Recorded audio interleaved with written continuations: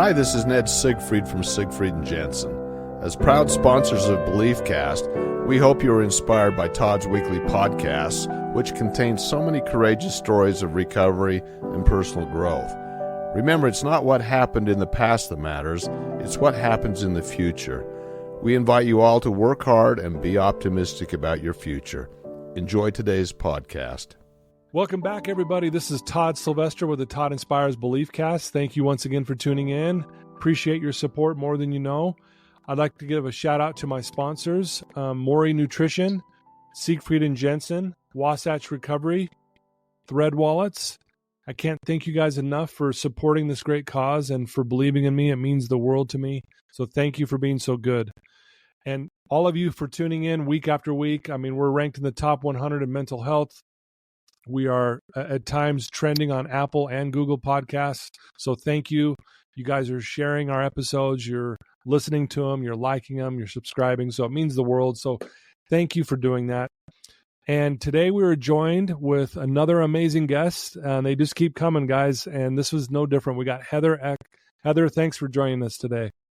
Thank you so much for having me. I'm happy to be here. You bet. So, I can't wait to learn more about you, Heather, because you do something that's very unique in my opinion. But a little background on Heather. She's a multimedia abstract artist and writer, an intuitive artist and painter. Heather interprets people's places and experiences through color, a condition known as synesthesia. I don't know if I said that right. You're close. It's synesthesia, kind of like anesthesia. Okay. Yeah. So I knew I was going to butcher that, but I thought I'm going to give it a try. So, I applaud you for trying. Thank you. Like an enormous box of crowns, her gifts operates by categorizing through intricate but specific shades of color. I've gone onto your YouTube page and looked at all the paintings you've done, and they're beautiful. And especially hearing the stories behind them. I really love what you do. You definitely have a gift, and I can't wait for us to learn more about what you do on that. And so, but I think what I'd like to start with, Heather, is tell us a little bit about you. Like, where did you grow up? A little bit about your childhood, if you would. Sure, absolutely. I was actually born in Germany. My dad was stationed there when I was born, so I'm an American born abroad. I've Okay. always kind of felt like that was a cool thing about me. Right. We were a military family, so we moved around quite a bit. When I was little, from New Jersey, South Carolina, and then finally my dad retired in Delaware when we were I was in elementary school. And that was when we kind of settled a little bit. So I've always been glad that I had that experience because I feel like it made me more resilient. Yeah, right. Yeah, which was awesome. And I was just kind of like a normal kid. I was a very artistic kid, though. I was always sketching and drawing and always very interested in art. And then kind of grew up and went to college. I was the first person in my family, my whole family extended included, who went to college. So that was a huge accomplishment. And then my mom and sister followed suit after that, which was great. And I minored in art. It was always sort of in the background, but I didn't set out on the path of art until much later in life. Wow. Well, in doing my research on you, you said once in an interview that you learned early on, you had this deep intuition, like, things. And will you kind of describe that a little bit for us? Yeah, I was one of those kids that in school, I never raised my hand to ask questions. It was always like, I was like, but I just feel like I know that answer. I wasn't somebody who was like, I need to know more. It was either that I knew more or I just sort of intuited what was supposed to happen, or I just have a lot of common sense and I felt like I could just kind of figure things out very quickly. But for me growing up, I was very introverted, very quiet, and I think I did a lot of processing in my head instead of being more outward. So it felt like things just sort of came to me, and I was just kind of aware of things at a bigger picture level from a very young age. Okay. So were you a very social person growing up, or did you kind of like stay to yourself? What was that like? My mom would tell you that I was super shy. Like, I wouldn't even go up to the counter at McDonald's to ask for ketchup, back in the day when you had to go up and talk to people. Right. I need a I ketchup. would never do it. I wouldn't do it. I was super duper shy. And in college, I went on to become a tour guide and a resident assistant and all of that. And Oh, my wow. parents would say, like, how did you get there? Because you were just not that way back in the day. Yeah. And I think even being a podcast guest is something that they're probably scratching their heads about, going, wait, how did you go from hiding behind our legs to talking to people, and being out Yeah, in front? right. Yeah. Yeah, now sharing your story to the world, if you will. That's so cool. So Yeah. one of the things that really stood out to me is that one, I want to talk about what you do and maybe explain in greater detail of your passion for color. Hmm. And but you were, I read where you were guided by if I'm saying this right, the chakra system, and That's right. inspired by spirituality and the mysteries of the universe. Hmm. I want to hear more about that too. So I know that was kind of a loaded question, but tell us about that and how you got started in doing what you do. Yeah, no, that's a great question.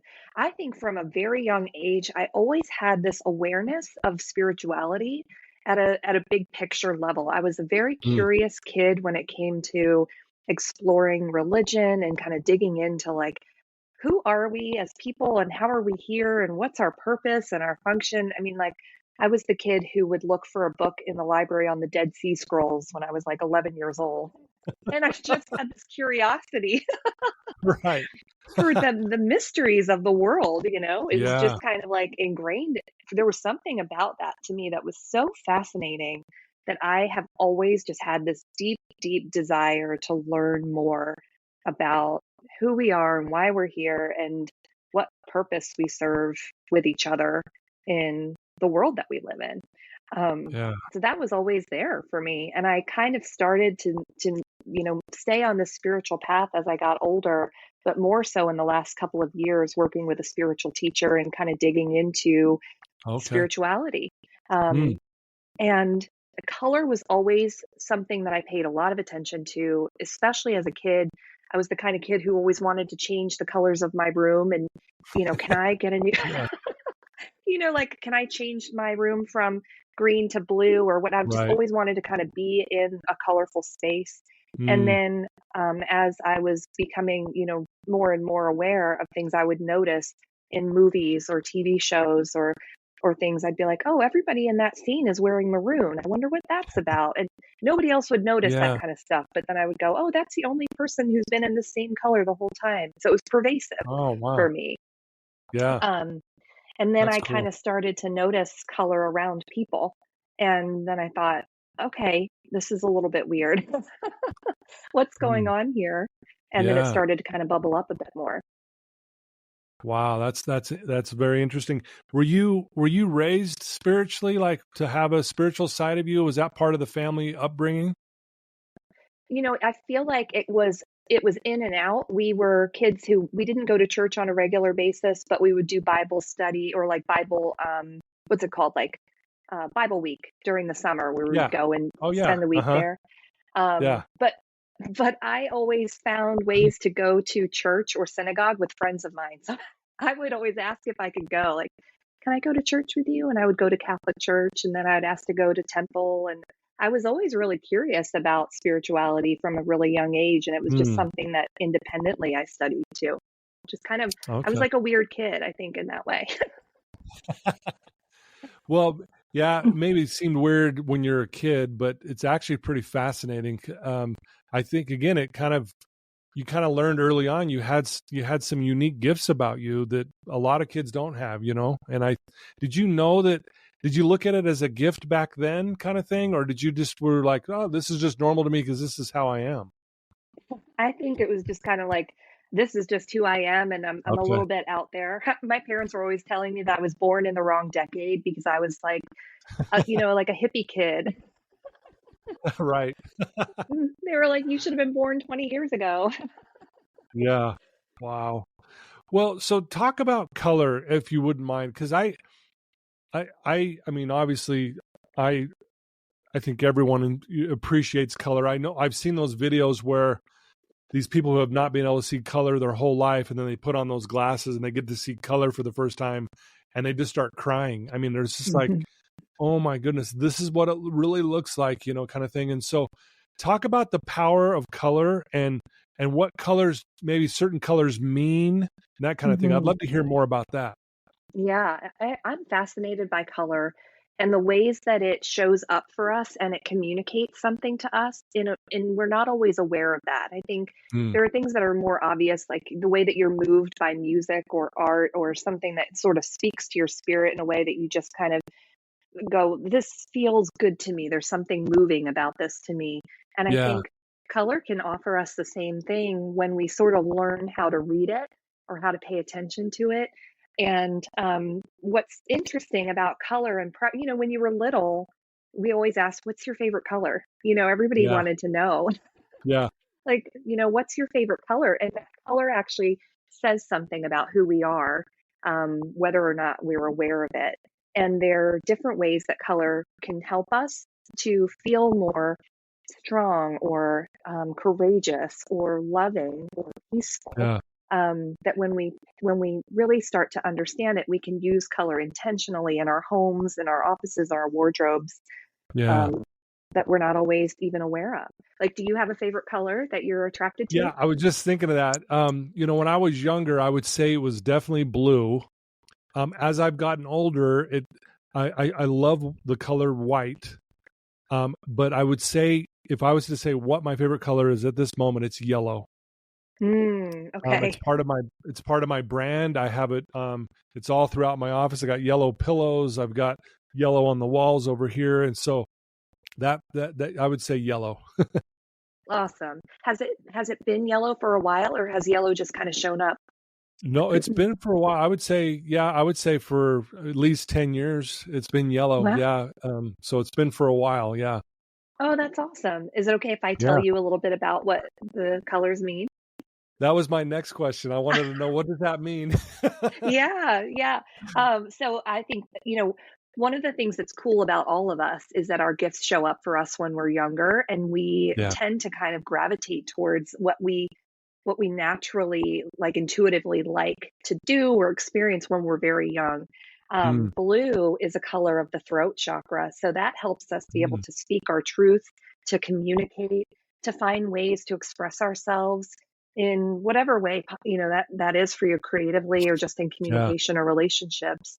And so now that you have your show and your platform, it's kind of cool because that blue was supportive of you even back then. I don't know if you had the thought to do something like you're doing now back when you were a kid, but it's possible that that color was supportive to you even then.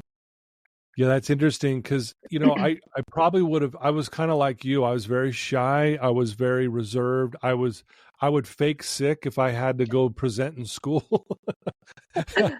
And then I had, I went through a drug addiction for quite some time. And then when I had a miracle that kind of changed my life. And that's when I was like, I want to go share with the world. And, I've been doing that for like 34 years now. And so Wow. it's interesting that you say it that way, but it took something to maybe wake me up to that. But yeah, I now that's what I do for a living. I speak all over the place. That's incredible. Yeah, so that it's interesting too, like the colors that we are attracted to are sort of ministering to us in a way. Mm, So if you are okay. finding yourself drawn to yellow, for instance, and yellow has been a part of your world for a while now, Yeah. yellow is strongly supportive of our sense of identity and our sense Mm, of personal power. It shows up for us when we're in the midst of either a transformation or we're kind of stepping into this sense of self that maybe we haven't been aware of before, but it helps us to show up as we want to be seen in the world, and it helps us to sort of like find this place of being accepted by people for exactly who we mm. are. Oh, okay. That's interesting. Yeah. Hmm. So can I ask you, do you have a favorite color? I do. I love magenta. Mm, okay. I love a bright, bold magenta, and magenta is a mix of red and blue. And those two colors kind of make this pinky purple color that's very supportive of both the physical body and the spirit. So those two Okay. colors for me are kind of helpful in helping to keep me grounded as a person, but also to keep me sort of elevated in the space of my spirituality and my connectedness to God. Wow. I love it. So I love that. Is there any other colors that you could explain to us that would be helpful for us to know? Oh, sure. Yeah. The chakra system is very closely aligned to the rainbow. And Okay. so, starting at the base of your spine with the root chakra, we have red, and then we come up the ladder of the chakras, if you will. So we have red, which is the root chakra, which is very supportive of our sense of stability and strength. It's how Mm, we identify in our physical bodies, how we find our families and our tribes, so to speak. And it also supports our financial stability. And red is very healing for the body, too. mm, Then you have orange, which is the sacral chakra, which is supportive of our creativity, our sexuality, how we express okay. ourselves, and how we find ourselves in relationship to others and to ourselves. We kind of Okay. talked about yellow, but that's Yeah. next in the sacral chakra, which is like around your belly button. And then you have the heart chakra, which is two colors. It's green and pink. Mm, And the heart acts like the bridge between the lower physical chakras and the upper spiritual chakras. okay. And so green is very supportive of self-love, self-compassion, forgiveness, acceptance. And then pink is very supportive of universal love, like a higher love, like Steve Winwood's Bring Me a Higher Love. That's like the pink Yeah. there. Yeah. Blue, we kind of talked about too, being for the throat, and that helps us communicate and express ourselves. And then we have indigo, which is at our third eye, which is all about Okay. how our intuition, our intellect, our sense of inner knowing. And then white or violet, which is connected to the crown, which is how we connect to a higher power, how we Mm. see ourselves as divine beings, and how we see ourselves as part of the bigger picture of the experience that we're having. Wow, beautifully said. Thanks for explaining that. I love that. Sure. So you mentioned that when you look at people, you also see colors. Is that like every time you're looking at someone, or is it just does it come and go? I'd love to learn more about that because I think that's really cool. Yeah, that is really cool. That showed up for me a couple of years ago. I was Okay. working in corporate and I was an HR manager and a coach. And I would Mm. have people in my office, and then all of a sudden I'd start to see color kind of like billow out around their heads. And I thought, oh, this is weird. What's Yeah. happening?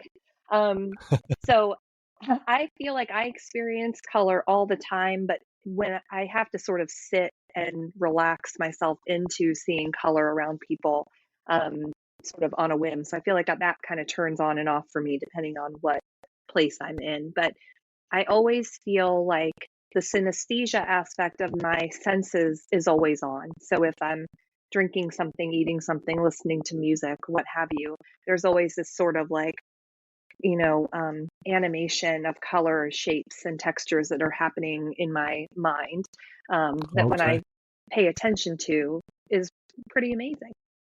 Wow. Love that. So how often are you painting? Are you painting every day? Do you take breaks? Or is it just something that's part of your just daily ritual? Yeah, that's a great question. I try to do something creative every day, even if it's not painting, finding a way to write or just do like art with a lowercase a. But my goal is to try to do about 5 to 7 pieces per week and to just kind of figure out like what am I feeling today, or what energy feels like the most supportive to me. Mm, And it comes and goes just like inspiration does, I think, for any other artist or writer or musician, where you feel like you're either in the zone or you're not. And depending yeah. on what's happening in your orbit, that might feel better on some days than others. So I try not to be too forceful with it, but I try to create each day. Oh, I love that. So what does I mean, you obviously mentioned part of what you do each day, but what does your day look like for you? Like how do you connect spiritually? Is it always through painting or do you do other things? Do you have a morning ritual that you follow? I am working on my morning ritual. I I feel like I would love to be that person that wakes up at 5 a.m. and journals and meditates and goes to the gym. I just have Right? not Yeah. figured out how to do how to make that happen. Um, so I have to be very gentle on myself because I don't do moderation very well, and I'm either like Okay. one way or the other. Right. Um, Yeah. so I try to be flexible with my day depending on what's happening. Like my son's home from school for the next couple of weeks because he's tracked out. So when he's home, my routine's a little bit more fluid than when he's at school, when I have a little bit more control over my day. Sure. But I try to make each morning start with opening up the Bible app and grabbing a verse of the day, just so Oh, I nice. can Yeah. connect, say a prayer, and start my day with gratitude, and then kind of move into the rest of my day with some ease. I think that's my like best advice for myself has been to try to move through the day with ease instead of like Yeah. push energy. Right. No, I love that. No, and that's I think it's great. I love that. I saw that you did some paintings. I think you focused on the blue color that were inspired by the Bible, if I remembering correctly. Yeah. Can you describe what that project was and how maybe you were inspired to do that? Yeah. Thank you for taking a look at that work too. I appreciate that. Oh, I love, honestly, your paintings are beautiful, really, Oh, truly. Like they're like you say, they feel safe, they feel healing, they feel comfortable. It's I can totally feel it when I look at those. oh, thank you so much. That means the world to me. I really appreciate Yeah. that. Yeah. Like I said, I was always a really spiritual kid and really kind of curious about the Bible and about, spirituality and connecting to my own like relationship with God. And it's really only been within the last year or two that I've started to study the Bible and to Okay. look at it without a religious connotation, but more so from a just what does it say? What is Yeah. actually in here? Um, and how do I connect to it in a way that feels authentic, but also in a way that I know that what I'm reading is true, and isn't just because I heard it from someone in a sermon, but because I read it and I'm Yeah. I'm actually taking the time. There's a term called exegesis where you Mm, look at the text and you sort of and every word is intentional, right? So yeah. looking at the words and trying to understand what's actually being said here, because no word is in there without a purpose.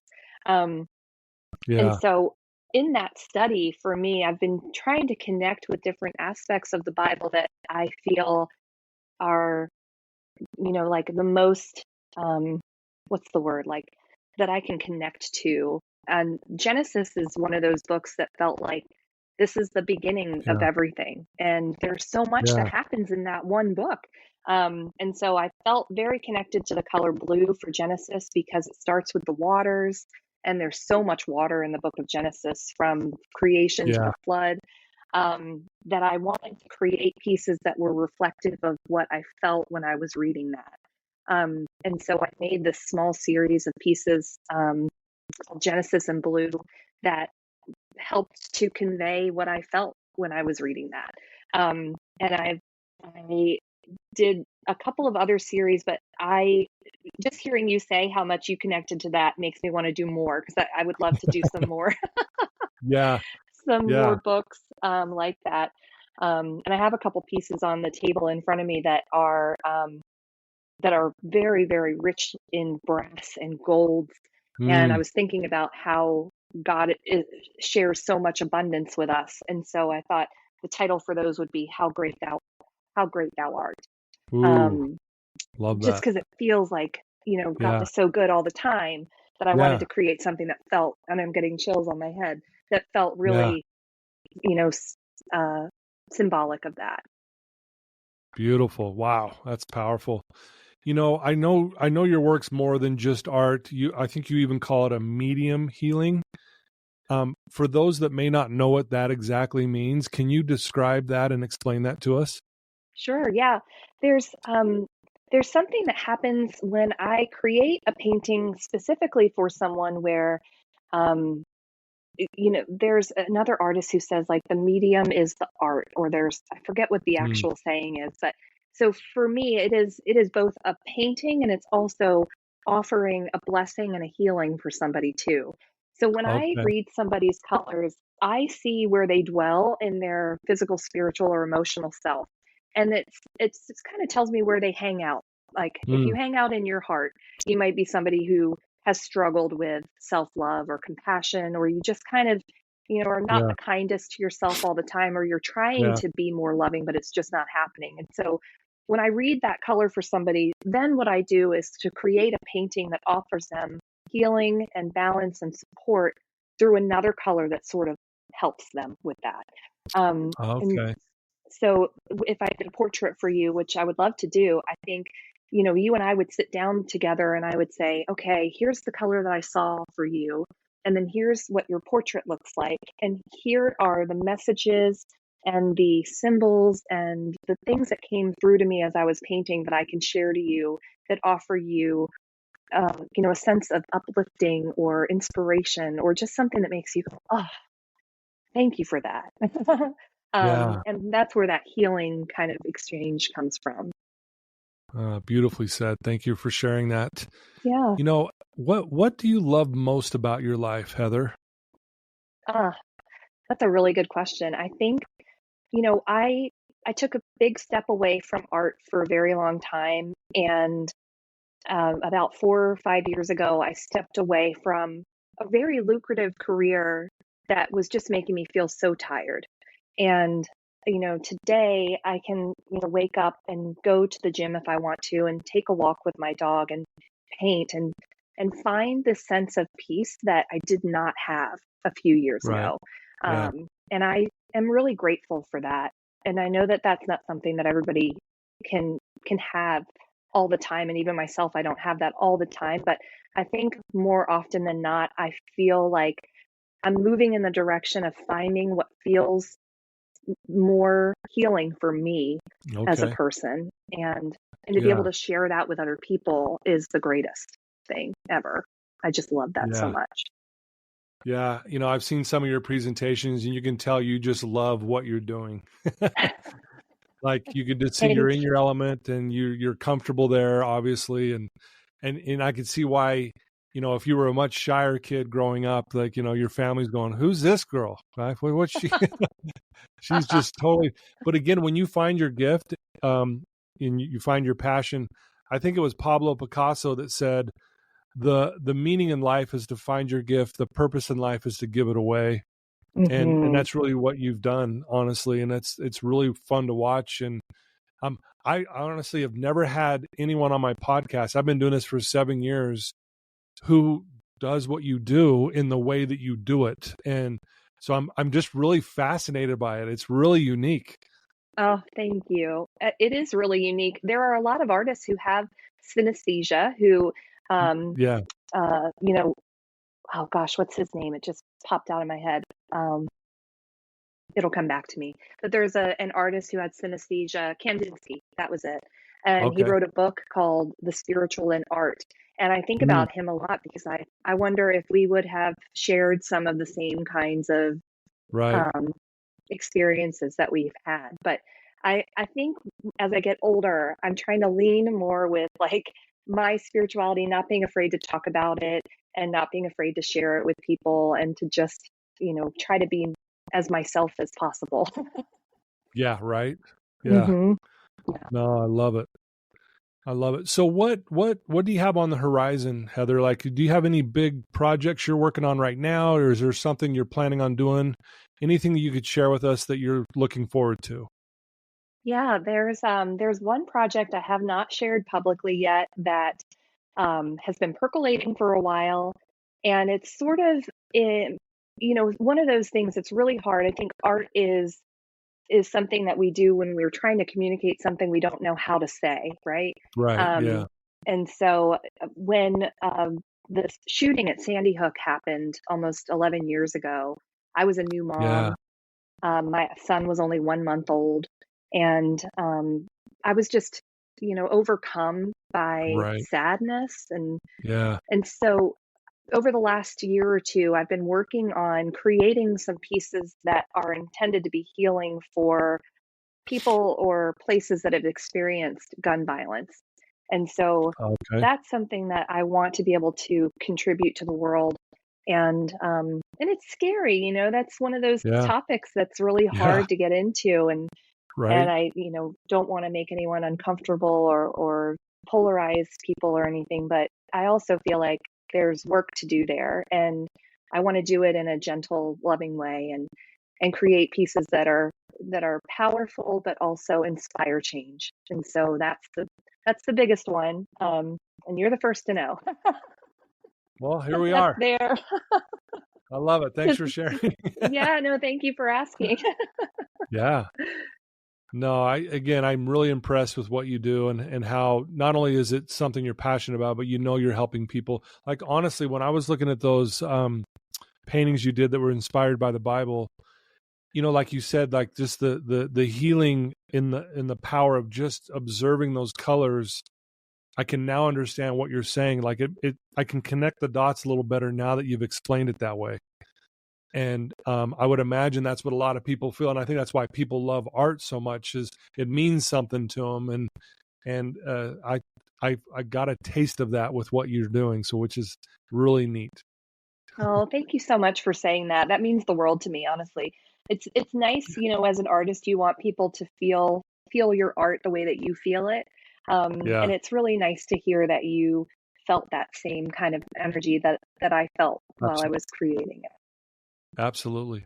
Well, I have a question. It's kind of a tougher question, but if there's someone listening to your voice right now, Heather, who is in a dark place, they need some healing, if you will, and they're struggling, what would you tell that person right now?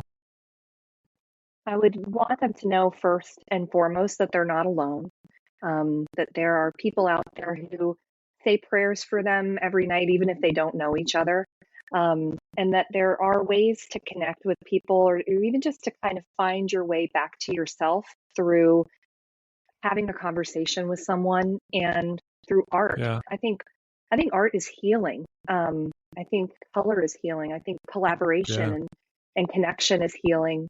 And I would just want them to know that there are things that we can do to help uplift them, and get them out of that place.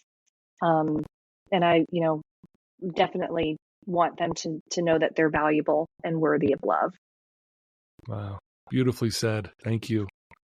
If someone wants to reach out to you, Heather, and they want to connect with you, they want to learn more about your process, learn more about colors, see your beautiful paintings, what would be the best way for them to reach out to you to find those things out?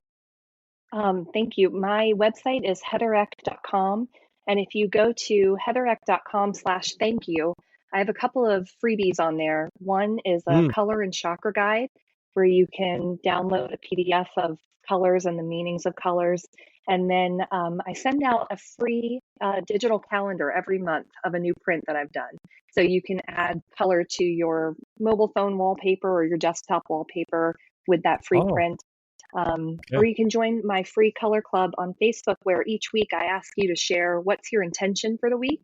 And then I tell you what color will be most supportive for you that week as you kind of move ahead, which is really fun too. Love that.